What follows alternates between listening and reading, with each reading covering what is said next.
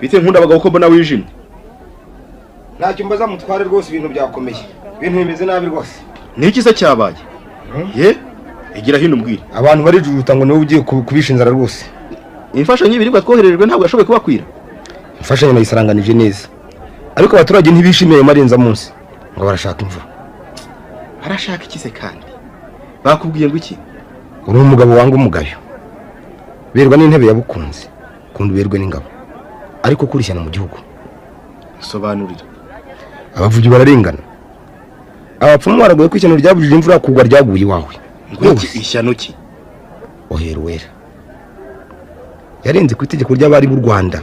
Atwaye indahindaro. Mana y'u Rwanda ibi bintu ndabigirane.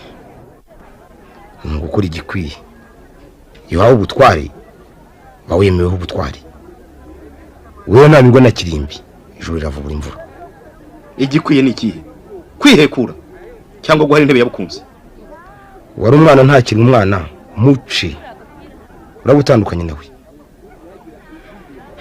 Irikomeye mu mategeko agenga abavyeyi nuko byayishyana ryose.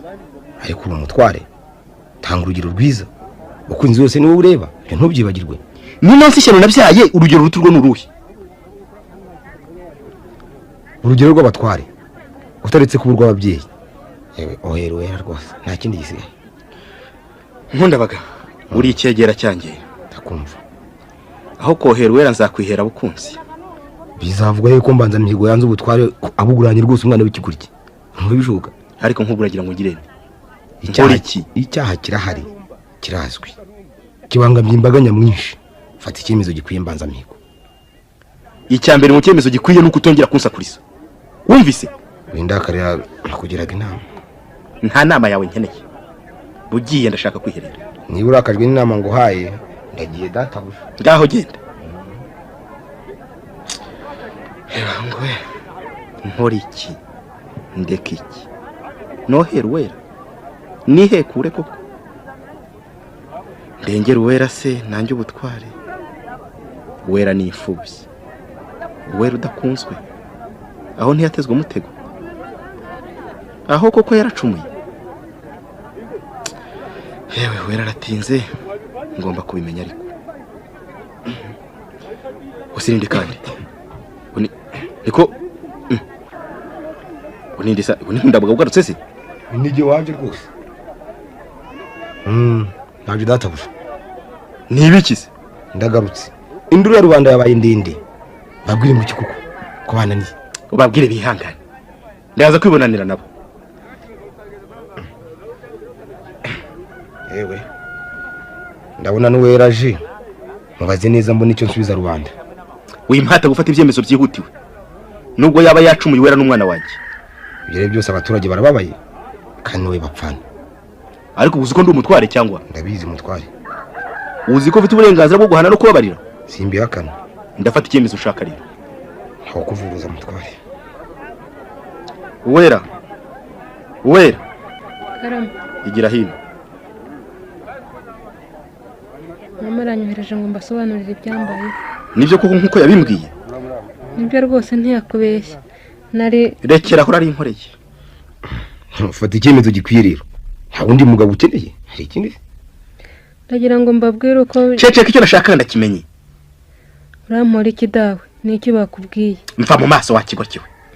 Nacumuye iki se dawe? Wansobanuriye. Nkubo rwose umutware wo mu nkora azabyumva agire ngo iki. Uzamubwire ko mwari umwana wawe yahindutse umwanda akamujugunyana n'isaro kundi. Nkundabaga. Sinjya nkunda ko bankomeretsa. Mbwira icyo biyemeje mbona icyo nsubiza abaturage. Genda ubabwire ko kuwera yoherwa ku mugoroba mu mugezi wa Rugo. Oya. Hinga mze mbaze nje kwibonanira nabo. Nibyo byiza ngwino were rwose utagira ngo namazina. Bariye karungu rwose. Barumviye. Ngwe. Eka njye kuko ngwera wanje ko. Igitangaza. Mana y'u Rwanda ndazira iki kigiye gutuma noherwa mu ruzi. Ndazira ko nkunda kwibuka se. Ko ntanda y'indaro natwaye. Ko atarengeshyano ryabujije imvura kugwa. Niki nacumuye kigiye gutuma namburwa ubugingo bwanjye nkiri mutoya. Use kwibuka wari hehe? Yapfuye, yahunze se. ndamubuze ngo mubwire ko nziza urukundo rudashoboka ruri hagati yanjye nawe, ariko sinzi ngize Imana araje, ariko nta gihe cyo kuganira, data yarakaye. Kwibuka we, hunga. Simpunga nitabye databuja, ngo nshaka byihutiwe. Hunga, data aragushakira kukwica. Ndabizi ko sintinya urupfu. Kiza ubugingo bwawe, hunga umujinya wa data. Naberaho iki? Nahazabaho nte? U Rwanda ni rugari, ntuzabura undi mwari ukwibagiza Uwera. Bantekerezaho bidashoboka. Ntiwemera ko nkunda wenyine? Reka mve mbikugaragarize. Urihambira kuwahebwe.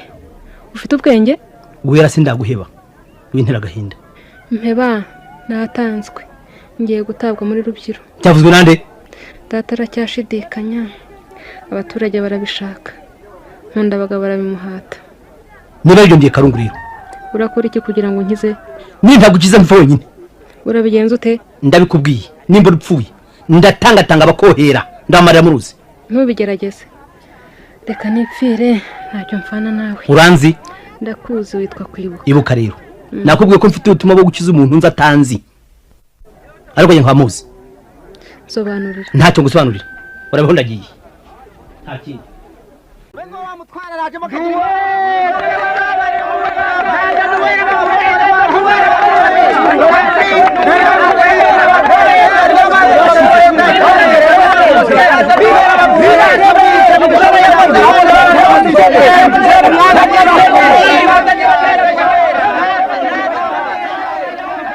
babyiboneye mutware, abaturage barabaye rwose bakeneye imvura. None nkora iki? Ohere Wera nta wundi muti. Sinohera Wera, nafashe ikindi cyemezo. Wabigenza ute? Ni Wera yarushije imvura kugwa, ndica Kwibuka mpungisha Wera. Iyo bibaye imvura ikagwa byaba ari byiza nabyo. Muhamagaza abapfumu babishoboye, mubabaze mu igisubizo vuba. Ngiye kubareba. Buretse wumve. Nisubiyeho buretse.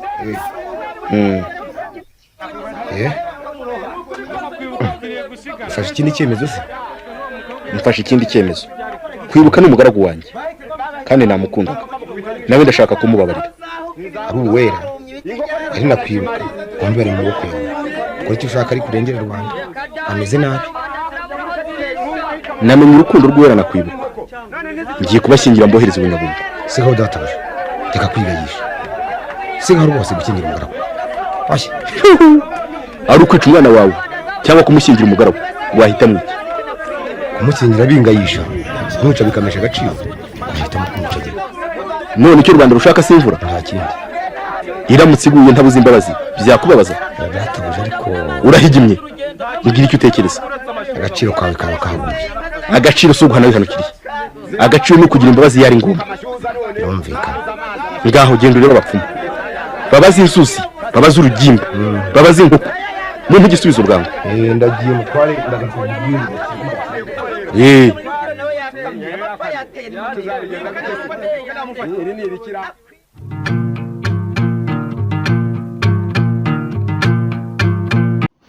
Waba ushaka kwiga gukora isabune ikomeye, gukora isabune y'amazi, kwiga gukora ji, kwiga gukora glycerine, kwiga gukora amavuta ya gikotori, kwiga gukora silage, tugane tubikwigishe mu gihe gitoya.